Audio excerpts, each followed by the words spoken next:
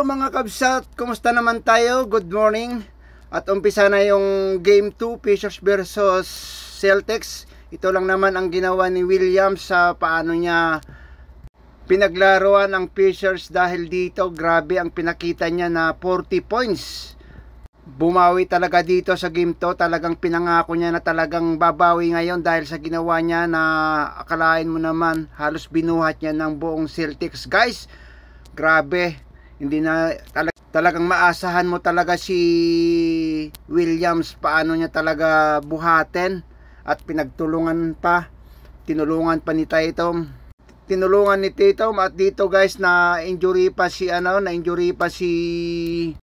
Haliburton kaya lalong natambakan sila guys. Kaya hirap na hirap. So 2-0 na panalo ang Celtics dito guys. Grabe tinambakan. Kaya ito malabo pang makabalik si Haliburton dito, sigurado na in off season na siguro, baka next season na siya babalik dahil sa injury niya sa kamay. Ito grabe pinakita ng Celtics dito, kaya hirap na hirap si Siakam dahil binuhat niya rin ng Pacers Indiana. So talo sila dito guys sa game 2. So 2-0 na. Sa next game tayo, back to punta na tayo dito sa Indiana na home court. So talo ang Indiana.